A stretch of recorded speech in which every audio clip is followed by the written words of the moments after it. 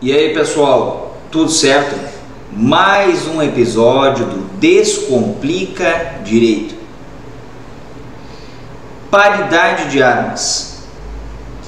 Configuração da sala de audiência. A posição do Ministério Público ao lado do magistrado é constitucional? É assegurado o princípio da paridade de armas frente a isso? Essa é uma discussão antiga que permeia pelo menos desde a edição, promulgação da Constituição Federal de 1988. Isso porque a Constituição Cidadã traz uma nova temática ao processo penal, o processo penal constitucional, um processo penal que deve observar os direitos e garantias do acusado sob pena de nulidade. O Supremo Tribunal Federal julgou uma ação direta de inconstitucionalidade proposta pelo Conselho Federal da Ordem dos Advogados do Brasil a respeito do tema. Vamos ver agora qual a decisão do STF a respeito disso. Integrante do Ministério Público ao lado do juiz não viola isonomia e paridade de armas, segundo o Supremo Tribunal Federal. A regra que permite ao membro do Ministério Público se posicionar ao lado do juiz é uma opção política do legislador que demonstra que o representante do órgão se insere na estrutura do Estado e se submete aos compromissos indisponíveis do poder público. Portanto, não viola os princípios constitucionais da isonomia e do devido processo legal, além da paridade de armas. Esse foi o entendimento do plenário do STF quando, por maioria, votou negando procedência ou julgando improcedente a ADI proposta pelo Conselho Federal da OAB. A ação buscava impedir que o integrante do Ministério Público se sente ao lado do magistrado.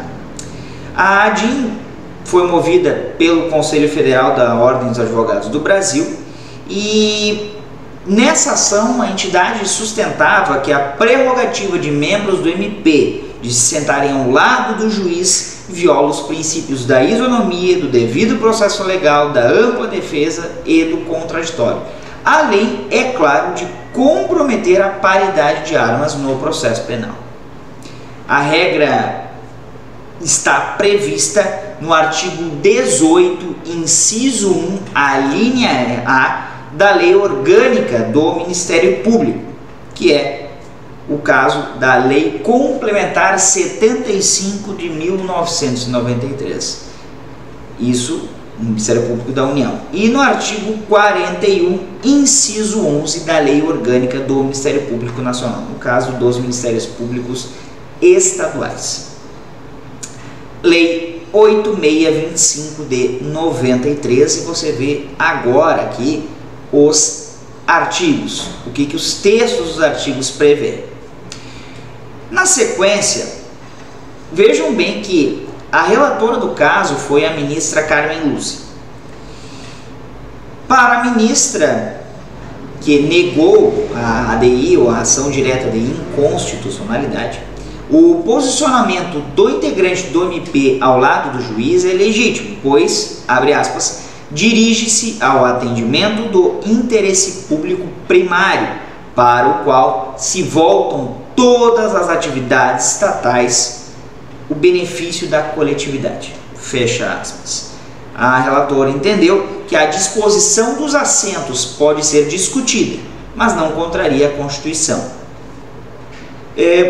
Vejam que o voto da relatora, no caso da ministra Carmen Lúcia, foi seguido pelo ministro Edson Fachin quando foi iniciado o julgamento, ainda no dia 17 de novembro deste ano. Além deles, evidentemente da relatora do ministro Edson Fachin, 6 outros ministros seguiram o entendimento da relatora. Os ministros André Mendonça, Nunes Marques, Alexandre de Moraes, Luiz Roberto Barroso, Luiz Fux e Dias Toffoli. O ministro André Mendonça argumentou que o fato de o representante do Ministério Público se sentar ao lado do juiz não afeta o julgamento, pois o órgão tem a obrigação de ser sempre imparcial. Por sua vez, o ministro Nunes Marques destacou que a simples disposição do cenário da audiência não gera danos processuais e declarou que juízes e advogados podem explicar aos presentes o porquê de tal organização. Vamos parar por aqui e depois seguimos ali com o entendimento de cada um deles. Ora, ministro, não gera danos processuais? O senhor, por acaso, é advogado criminalista? O senhor já enfrentou um processo criminal?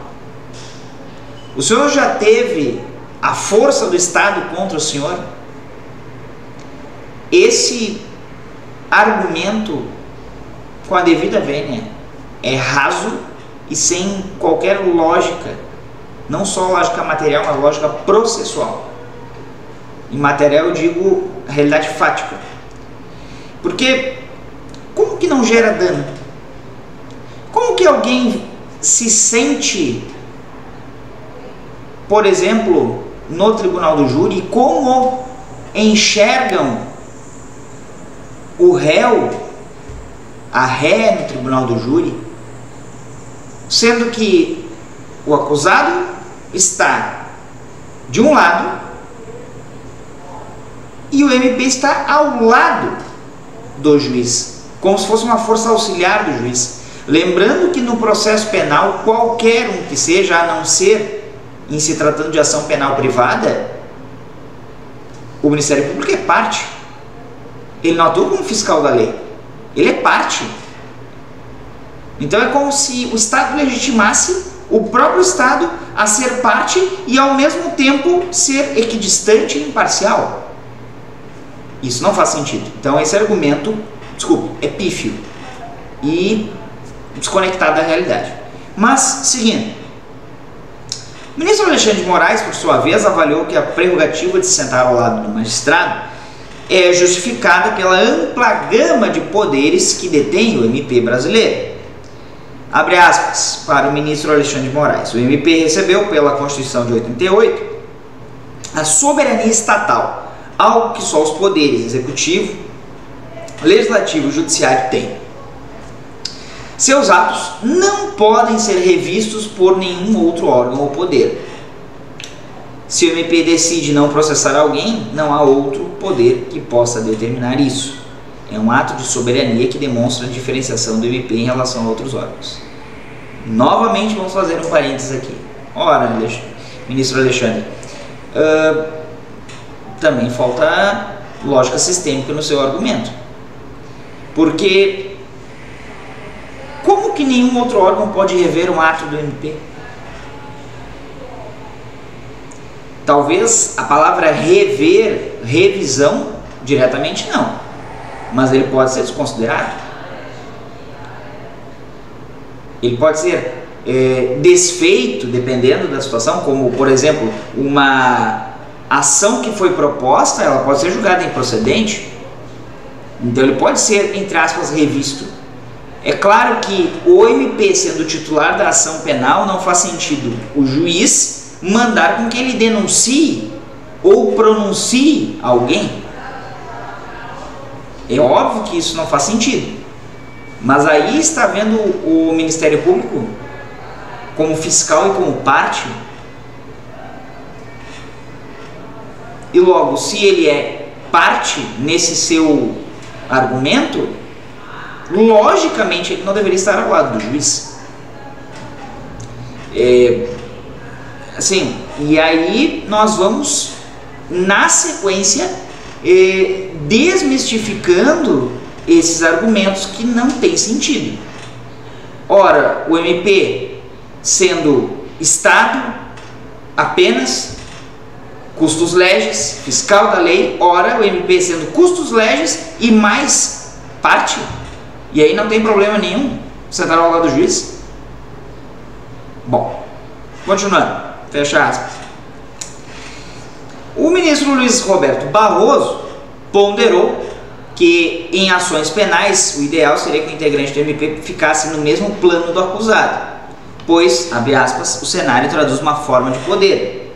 No entanto, o ministro entendeu que a configuração atual com o representante do órgão ao lado do juiz não gera discrepância entre acusação e defesa que ultrapasse os limites do razoável e seja inconstitucional. Mas como assim os limites do razoável? O que é um limite razoável, ministro Barroso? Como? Na sequência, nós temos ali o ministro Luiz Fux opinou que a medida não viola o princípio da isonomia e se a disposição cênica é problemática, deve ser resolvida pelo Poder Legislativo. O ministro Dias Toffoli argumentou que no Tribunal do Júri o assento do MP ao lado dos jurados tem um simbolismo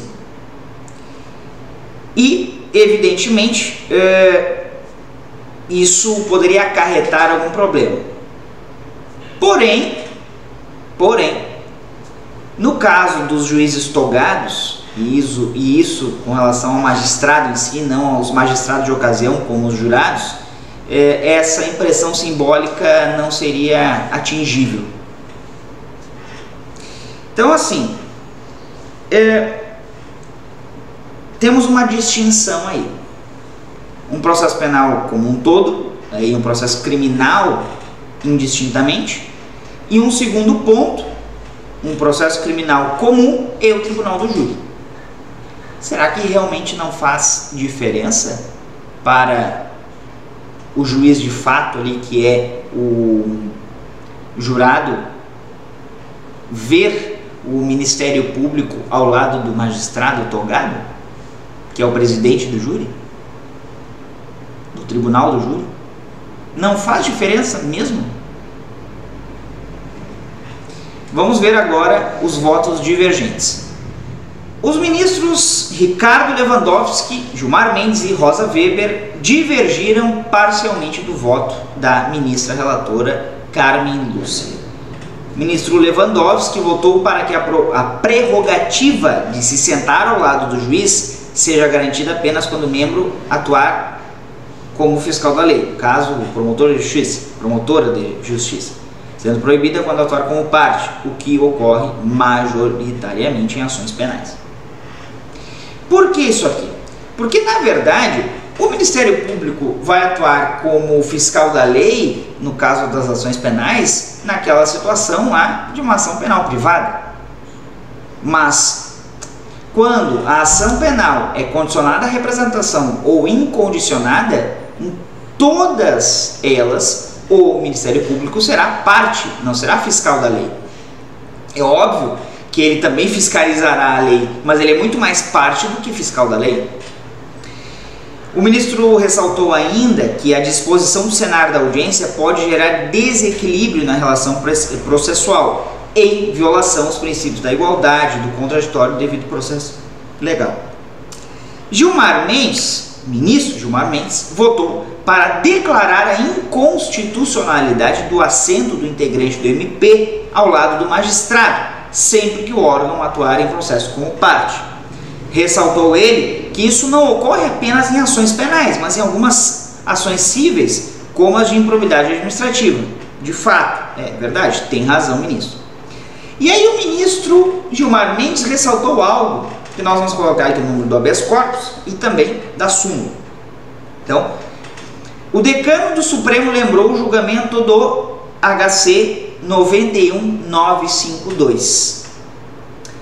No caso em comento, a Corte anulou a condenação no Tribunal do Júri em processo no qual o acusado permaneceu algemado o tempo todo, sem justificativa. Os ministros avaliaram que tal fator influenciou a decisão dos jurados. Vejam que naquele caso que veio a originar a súmula vinculante 11, que o texto também está aqui na tela, foi julgado o caso e após anulado pelo STF. O texto da súmula vinculante 11, que ao final daquele processo foi editada pelo STF, só é lícito o uso de algemas em casos de resistência e de fundado receio de fuga ou de perigo à integridade física própria ou alheia por parte do preso ou de terceiros, justificada a excepcionalidade por escrito, sob pena de responsabilidade disciplinar, civil, penal do agente ou da autoridade e de nulidade da prisão do ato processual a que se refere, sem prejuízo da responsabilidade civil do Estado. Esse é o texto da súmula 11. Na visão do ministro Gilmar, a questão do assento do Ministério Público ao lado do juiz é semelhante ao do uso de algemas no julgamento. Abre aspas para o ministro Gilmar Mendes. Ritos, procedimentos e espaços expressam relações de poder e assim podem acarretar consequências processuais e extraprocessuais que podem lesar direitos fundamentais.